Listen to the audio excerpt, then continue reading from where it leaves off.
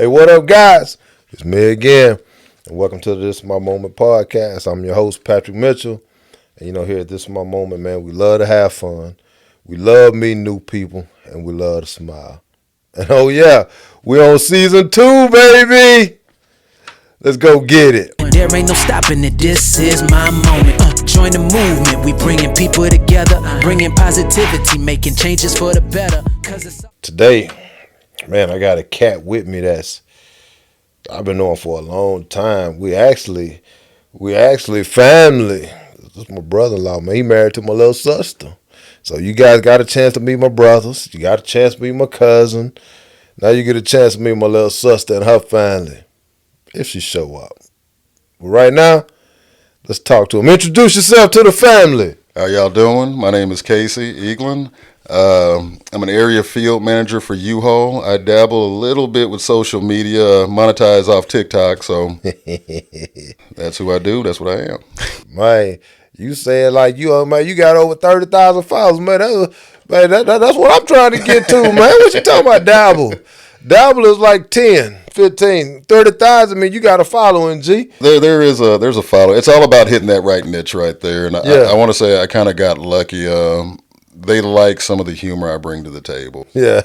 I kind of got lucky with that, where I found an audience that was kind of willing to follow me, and then I found out I could monetize off of that, and I was like, hey, let's make a little extra money. I did that. We always trying to find another side hustle.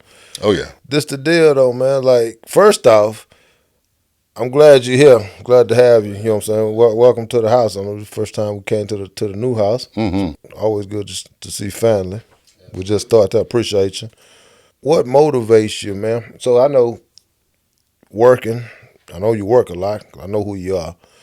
When you got time to do the TikToks and stuff, man, what motivates you to keep doing it even after you come home after a long day, man? The TikToks are honestly, they're all done on my cell phone. Every last one of those videos you see are all done on my cell phone using video editing apps, and they honestly take about 5 minutes for me to complete. Yeah. If there's an idea that comes through my head, or if I have a conversation with somebody and it kind of segues into like a really good humorous situation, I just kind of, my brain's kind of weird how it works like that sometimes, and I just put it together. Yeah. If I know there's a clip out there or maybe something I've seen in a movie, I try to integrate that real quick into it, and just try to make the joke work. Man, I done seen you, man, and I follow you, and I tell you what, man, every time I see it, man, I hold my breath, and last time I saw you, last time I came to the house, I wanted to jump on one with you, man, but I'm so scared, man. I don't know what you gonna say. So most of mine are already kind of pre-scripted and everything. I kind of have a general idea. So, I mean, anytime you want to do one, I have at least 40 in my head right now that I've been planning. Oh, I mean, I've even talked to my wife about doing a few of them. Yeah. They're already there. I already have the material there. I already have the clips ready. It's just a matter of just taking those 5 minutes out just to record it, sit in front of a TV, sit in front of the car, just whatever background that I want to use. I mean, it's really quick, really easy. And honestly, I probably do like 4 or 5 takes per video. So I kind of have the opportunity to, okay, I like this look. I like this one. Wait, this one's a little bit better. So, but all in all, it literally takes about 5 minutes. It's a really quick process. Okay. Besides doing the social media thing, and you're real good at it, and I'm going to try to jump on one before you leave. So, hey, guys. Oh, it's going to happen. It's gonna happen. So this the thing. You might see me in a situation. What's the name of your what's the name that you're going under so we can follow you at? What's that down? Texas Boy 78. Texas Boy 78. 78, what's that, the year you was born? It's the year I was born. And boy is actually spelled B-O-I. Yeah, so it has a little bit of that southern twang to it. Yeah. So this the deal, fella. Y'all might see me on a TikTok or something, doing something that's not this is my moment. So don't judge me. It's family. Besides doing that stuff, man, you got a lot going on. I know you do, because I know who you are. What has been your proudest moment, man, since you did that? And before we get into that, you a vet. You're an Air Force guy. You're the Air Force guy, so we love that from the very beginning when we found out that he was Air Force. That was a thing right there. But after all that stuff, man, and up until today, man, what's been one of your proudest moments, man? My proudest moments would probably be my family. Absolutely. Watching how they have developed and grown in leaps and bounds before my eyes. That's something that money cannot buy. Dig it.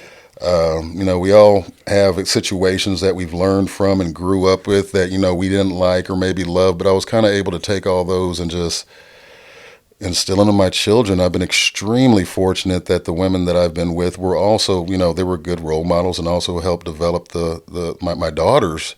Yeah. I'm just extremely blessed with that. Yeah. That's what's up, man. Okay, those are your proudest. What's one time that you remember inside of your life, man, that things didn't go your way? Things that when the chips was down, but you know what? You couldn't stay down. You had to get back up, man. So you had to be resilient inside of your situation, man. Tell me a time where you had to be resilient and what happened inside of that time, man.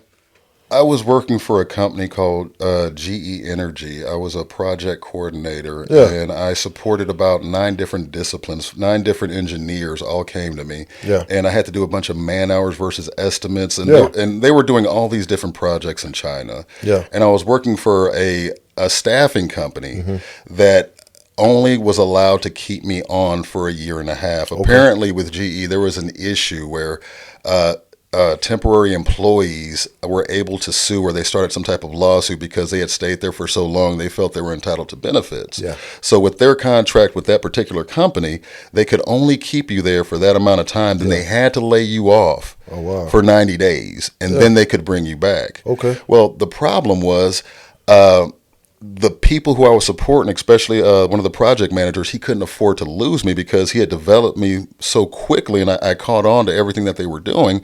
He was telling me, okay, I need you to go to this other company right here, and I need you to apply with them. That way I can keep you on for 3 years at a time. Okay. This is where the problem happens. With the first company that we were with, he had the ability to say, okay, I want that guy right there to sit in that seat.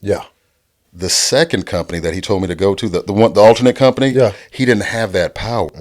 So at this time, I had no college education about me at all. And I lost that opportunity to a young lady who, she had a degree in business, I believe, but zero experience. And he called and he profusely apologized about putting me in the situation. I mean, that crushed me right there. I never thought I'd ever lose a situation just due to credentials.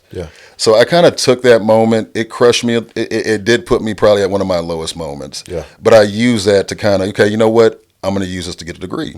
So I did online courses. I went to what's not the best school, University of Phoenix. But I knew it would give me credentials, and I knew I would never ever be subject to that type of action again. And that's what you did. That's exactly what I did. And ever since then, I've never looked back. I did that. How did it feel, man, when somebody told you, you know what? Sorry. Nah. Where were you at mentally when because like you told me, like, I know you're a quick learner, and when the dude was bringing you up and you catching on to this stuff, and I know how you work. I know your work ethic is ridiculous. And then when they told you, you know what? Man, sorry. Don't call us, we'll call you. Where were you at mentally? Very low spot. That kills your self-worth. That was one of the best opportunities I ever had in my whole life. When I was first told that I had that position, that I had landed that position, I remember I was on 610 in Houston. I was in my my Navigator, and I started crying. I was bawling my eyes out, thanking God for just allowing me that opportunity, because I'm finally in the big leagues. I'm finally going to be able to make the type of money that I feel I deserve. When that was just kind of just snatched away from me, it crushed me, like, mentally. I was in a bad spot. It makes you question your self-worth. Was I really good enough to be here? I mean, everything, all the negativity just clouds you and just tries to keep you down. I was just extremely fortunate that I used that same pain to, I got to fix this. I can't stay here. Because, I mean, it's kind of like a disease. If you just let it infest your brain and your thinking, I mean, a lot of people don't recover from that. You're right. So I just had to all right, what do I have to do? What is my next step? What's this next move? And that's when I started going online. I found out I was eligible for a Pell Grant and some other grants, and I just started applying. And next thing you know, I'm sitting at the house in front of the computer taking online courses. That's what's up, man. That's what's up. And you said something, man. People do let those obstacles become roadblocks. So now you stop. Oh man, woe is me. Oh, everything is bad happening to me. Now you go down this road that you can't turn around on, or you dig yourself in such a hole to where mentally you beat up. So now, and a lot of times, a lot of people, man, you turn to things that aren't negative because you're trying to mend that broken heart. That's right. But and people don't understand that you can't mend things like that. You have to actually face it. Because you can put a Band-Aid on it, but guess what? It's still there. It's always going to be there. I've always looked at that as like I said before, a sickness. And if you don't find that cure, it's just going to infect you, and it doesn't get any better. You have to find that positive light. Every situation out there has a positive light. There's always that light at the end of the tunnel. Yeah. Sometimes you might have to dig a little bit harder to find it. Yeah. But it is always there. Yeah. It's always. What was your light at the end of the tunnel? My light at the end of the tunnel was making sure I already had a lifestyle I was already accustomed to. Yeah. And in my youth, I actually grew up out here in San Antonio, and my father, Tony Cheeseborough, he was a musician, a very famous musician with the Ohio Players. Yeah. But due to his drug use and drinking, my mother didn't want me around him. Yeah. Yeah. So I didn't have him as a role model. Yeah. But the role models that I did adopt probably weren't that much better, especially in the area that I was growing up in. Yeah. So I always took that like I don't want to end up like this. I had friends die from heroin overdoses. Yeah. I had friends getting locked up for murders and just all kinds of stuff, and I didn't want to be that statistic. Yeah, yeah. Like, I knew I was better than that. Yeah. So I mean, I just kind of took all that to just, where's your light? Yeah. Where's your light? Yeah. What do you have to do? Are you going to sit here and wallow, self-pity, watch Family Guy? No. It's time to get off your tail and do something. Yeah. And the first thing that I've always learned is go to the internet. Yeah. If you don't have the answer's out there. Yeah. And that's all I did. I found that one particular answer to that one particular problem and just slowly but surely dug myself out of that little hole right there. Yeah. You did good, man. Yeah, thank you. You did good. I'm going to tell you what, man. How long you been married to my sister? What's it now? It's 23. 3 years? I met you in 14. 3 years now, because we were actually together. We've been together for about 8 years now. It's been 3? I've been married longer than 3. Is it 4? 4 years? Because I met you in 18 at Heather retirement. So that's when I first met you. Okay, 4 years. 4 years. So you've been married to my sister for 4 years. Yes, sir. I'm going to tell you what. I understand the ladies in my family. They kind of they kind of just like me. We all over the place, and we like what we like, and we stubborn. And the ladies are no different from the men in my family. True story. How is it being married to my little sister? No. I'm going to do you one better. Hey, guys. So today we're going to do something that we ain't never done on the show before. And I told you season 2 is going to be ridiculous, and we're going to do some different things. So we're going to do something that we never done. I got a surprise. What you got, man? Hang on, G. Hang on. So we're gonna bring in a guest. What is this? A guest host, not host. A guest. Bring your chair. Come on in. Put your seat right there, man. Put your seat right there. So here's the deal. So last season you met my brother. This season you get to meet my sister. What's your name? Introduce yourself. My name's Kenesha Eaglin. Hey. What do you do? I'm a hairdresser and a business owner. That is. You know what's funny? You guys that know me. I'm an entrepreneur, but so are my brothers and sisters. We all got that hustle. It's too much money out there to get for us not to put our hands on something. Yes. So I'm super proud of you for doing it. You've been doing it, man, ever since high school, and you've been grinding, trying to be the best person that you can be. And I'm super proud of you as your big brother. Thank you. I appreciate that. But the show ain't about you. You just happen to be here. I'm gonna ask you a couple questions, but Casey, don't let this change your answer, man. Okay. How is it being married to my little sister, man? So let me answer that like this. So, many years ago, your mother She came to me with the proposition that she had a friend that was working the pantry with her. Yeah. And she just needed one person who just knew their head from a hole in the ground to work as just a customer service rep at U-Haul. Yeah. And I didn't want to do it. Yeah. But she kept asking me. I was like, that's fine. Yes, ma'am. I'll do it. I got you. I'll put the application in.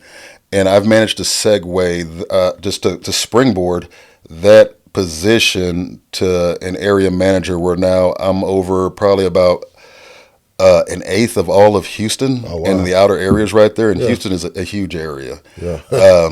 So the way I look at it is, she is actually responsible for, my career now and my success. Yeah. And in turn, I married her daughter. So in my opinion, that makes us even. Touche. He's gonna marry me a long time ago. He said. You know it. He knew it. Why you say? Hang on. 3 years ago, he knew it. How you do? 23 years ago. Yeah. What happened 23 years ago? That's when we first met. 20. I don't know. I met you at 14. So let me tell you the real story. Okay, go ahead. Real story. So, No names. my cousin was dating her best friend at the time. Okay. And he needed a wingman, and I guess she needed a wing girl. Yeah. So while they were dating, I ended up meeting your sister. Yeah. It just springboarded. I mean, we were just, oh my God, like I just Like felt that. instantly in love with her. I very seldomly have ever been intimidated by a female. Yeah. Ever. But I was extremely intimidated by her. And probably after our third date, and I didn't tell her this till after we had reconnected again, but I was actually driving her back to the, I want to say Spring off Kirkendall. Yeah. And I looked over at her, and I just had one of those moments in your head, like, you're going to end up marrying that girl. And, and you got to remember, like, I'm 19, 20 at the time. I'm like, yeah. It was that long ago? But it literally went through my head when I looked at her. I was like, that's going to be your wife right there. Yeah. And this is a time, where I'm young. Yeah. So I was like, nah, No. it can't be, but Yeah. the stars aligned. Yeah. All right, Nish, let me ask you this here. Okay. How does it feel being married to a cat that work as hard as he do and his hustle as hard as he do? Like when you talk about someone that wants to provide, that does everything that they can to make sure that the family's good, how is it being married to somebody that's working just as hard as you to make sure that you guys are straight? How does that feel, man? Well, we're a team. We're a team. That's what I always tell him. Like, I'm on your team. Yeah. We have each other's back. Yeah. Whatever he need, if he tired, we share duties at home. So we both cook, we both clean, we both tend to the kids equally. So it's nobody doing, more at work or more at home. I mean, it's very equal. Yeah. That's good. If he need a little push, I give him a little push. He might give me some pushback, but Yeah. You know what, man? You're right. And I get a lot. I tell a lot of people this about me and Heather. We've been married a long time too. Well, not two, but you guys been knowing each other for 23. Me and Heather been married for 24. And I tell people in my family, for us, is no one person wears the pants. Like we both in shorts. Because on them days where I don't really feel like it, somebody got to do it. exactly. And I think that old school thinking where the man is supposed to go to work and bring the bread, and then the woman's supposed to be at the house cooking and cleaning. I think that's foolishness. That's what I think. It's because if one person gets caught up in doing those duties, and then they start resenting you because all they doing is cooking and cleaning. Yeah. Right. So if I come home, for me, in my house, I do all the cooking. That's because I, that. But that's just what I like. That's just what I like. But you know what? I don't do no laundry. Right. So and I would much rather cook than do laundry. Good trade off. You see what I'm saying? So that's our thing. But a lot of people like, man, why do you cook? I say, nah, we're a team. Right. And if I don't feel like cooking, maybe she'll cook. Maybe she don't cook. Maybe she just make sure we eat.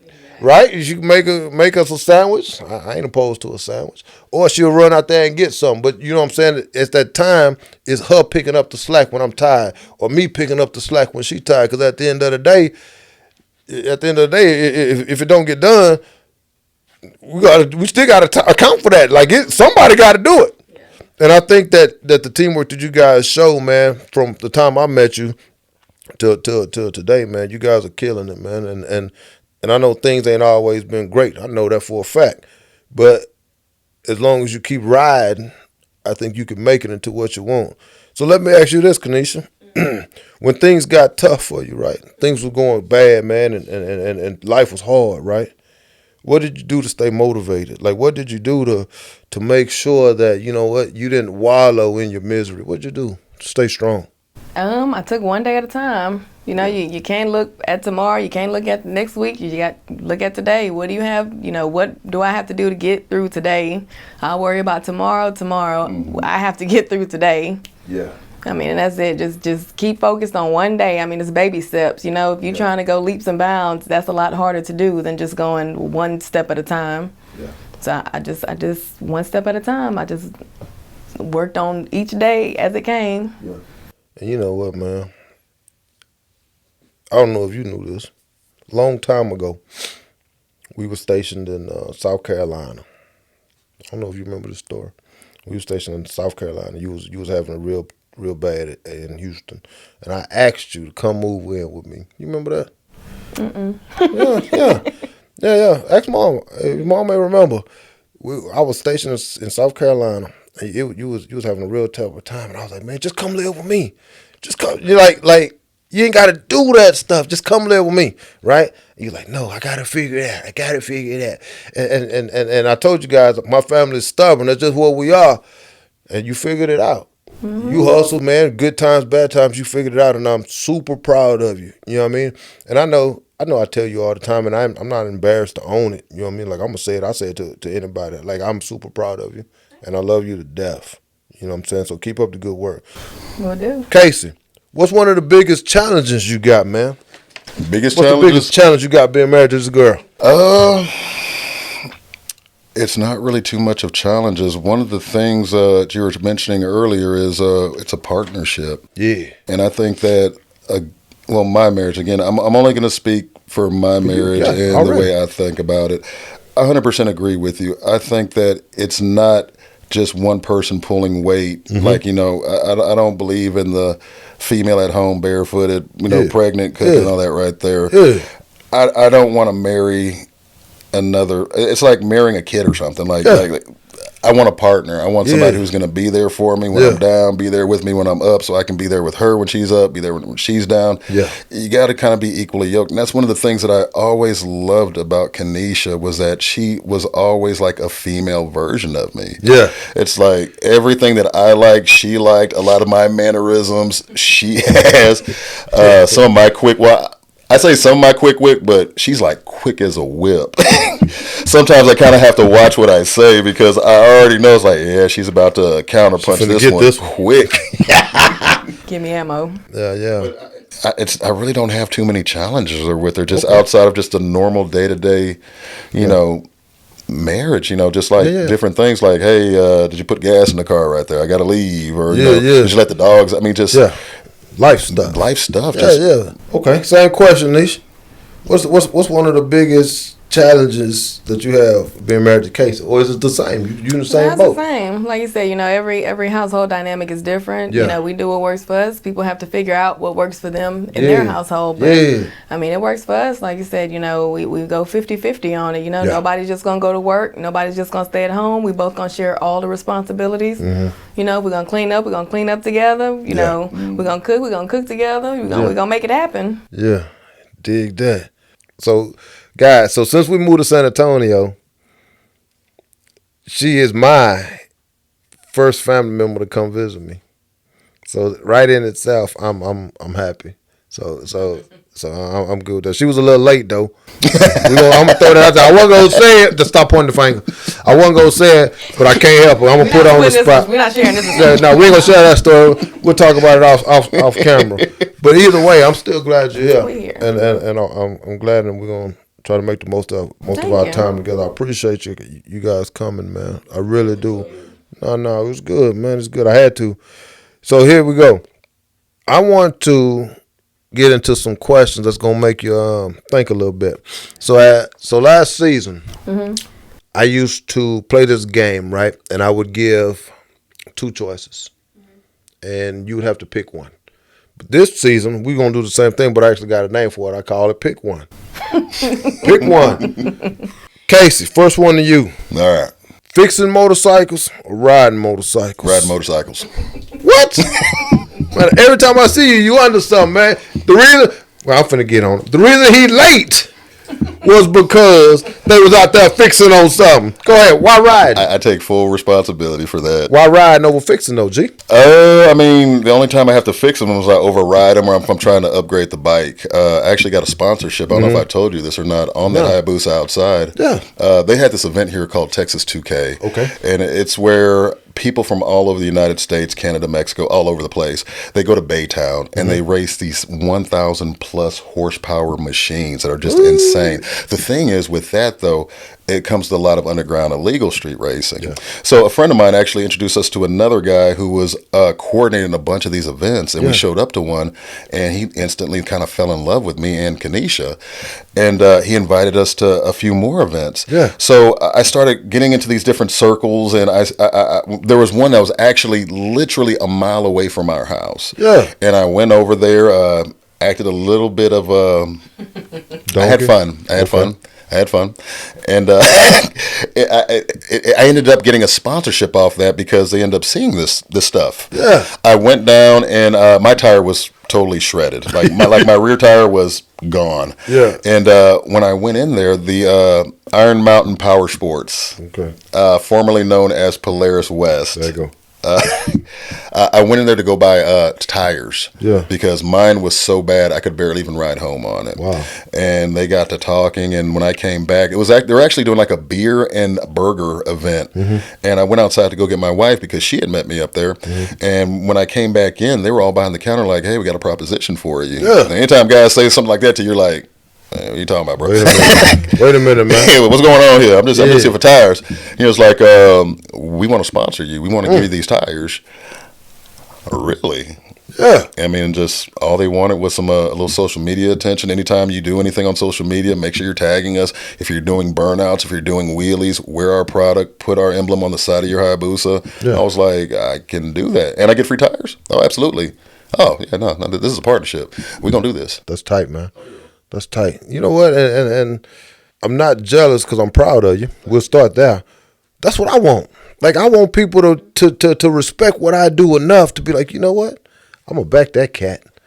I'm going to back that cat. Because what he's doing, and you're not out there acting no fool. You ain't out there doing none of that. We having a good time with where we at in life. And people see that and they want to be a part of that. And, man, that's real good, G. Congratulations. Because I saw one of them, you walked in there, shook the dude's hand, came back out of there with two. I don't know if it was the front. I don't know nothing about no motorcycle, but it was the same day that was the same day? Same day. That was the exact same day. I was like, all right, well, if we're going to do this, let's do it right. And I talked to the guy who I wanted to be in the video with me, and I was like, let's set it up this way. How long did that take in total? 10 minutes, maybe. Maybe 10 minutes for that whole thing to come to fruition. I took it home, did some quick editing, and boom. Got it. Here's your first spot. Like that. Okay. Kanisha. Yes. You have one thing to tell a beautician for her to be successful. What do you tell her? One thing. I tell her that there's always room to learn. You never know everything. Too easy. Don't be afraid to learn more. And when you think you know more, still keep learning. Too easy. I like that. That's a solid answer. I think our whole family good at talking. That's solid. All right, Casey. To say. All right, Casey. You got one post that you've done. All the other ones go in the garbage. Which one you keeping? That would probably be the one I used with Dave Chappelle. What? I have one where I used a clip of Dave Chappelle from his show. He did a parody of Kinko's. Okay. Where he talks about the employees there and how they kind of mistreat people and everything, and this attitude that they have. So the joke was keep it PG. When people ask you to when they ask why don't you help after work, and then Dave Chappelle gives one of his famous lines basically saying no, or I don't care about him. But that was probably one of my most viral videos right there. I want to say that one did like 5.4 million. Goodness gracious. 5 million. That one hit the millions right there. And the killing part about it is I didn't monetize till after that. Yeah. If I would have caught that lightning in that bottle right there, that one video alone probably would have gave me like $600-$800 just from the likes, just from the views, just from the comments, just from people interacting with it. I'm gonna tell you what, man. You know my most viral video, 400-500. Is that viral? Actually, at 400-500, is that viral? It ain't viral. I don't think that's viral. Baby steps. But I'm coming on you though. Hey, lightning's still lightning. Doesn't matter what kind of it's in a bottle. Hey, my bottle's like one of them kid pop thing where you put the stick in there and you got to lick that. That's my lightning in the bottle. That's all right. Kanisha, last question. Okay. First thing that comes to your mind when I give you the phrase, "This is my moment." What's the first thing that comes to your mind? Oh, it's all about me. It's my moment. It's my time to shine. You gonna shine? That's my time to shine. That's it? That's it. It's my moment. You got to make the best of your moment. That's it. Yes. Guys, guess what? What? We're done. No. That was it. But this is my moment. Come on over. You done. Okay. First off, thank you for being in my sister's life. We'll start there. I appreciate that, Honors man. all mine. Because, and I pretty much do anything for my little sister, my brother. That ain't no question. We'll start that. They pretty much get pretty much anything they want from me as we grow up. But I ain't been around because I was in the service. You know that, man. Right. And you was out, man. You was out riding, man, and being there and supporting G. And that's commendable. So I'm going to tell you face to face. You know what I'm talking about? I appreciate that. I'm going to tell you in front of everybody else, I appreciate that. It was my We'll honor. start there. And I'm going to tell you, Kanisha, that ever since you was a baby, I loved you. You know what I'm saying? Even tough times, good times, bad times, whatever. I've always been there. And I've always wanted to try to be like the best person for you. Even though, you know what I'm saying, we had people around us, but it was always me, you, and Junior. Mm-hmm. You know what I mean? And I always tried to be like the best person that I could be, even when I left, I was still trying the best I could. And I'm super proud of the young lady that you turned into be. Well, you ain't young anymore, you getting old. I'm young. Yeah, okay. Ish. But I am super proud of the young lady that you become, and I couldn't have asked for a better little sister. I appreciate it. Just so you know that I love you with all my heart. I love you and too. I'll always be in your corner. All right? Same. So let me close out the show. Hey, guys, they don't have to share blood with you to be family with you. Take the people that's in your life that mean the most to you, man, and make sure that they know that they mean the most to you. That's what it is. Let them know that you love them. Give them their flowers while they're here, because tomorrow they may not be able to hear it. Love them while they're here. Show them that you love them. Prove it to them. And then at the end of the day, go get it! There ain't no stopping it, this is my moment. Join the movement, we bringing people together, bringing positivity, making changes for the better. Cause it's all about growth, all about success.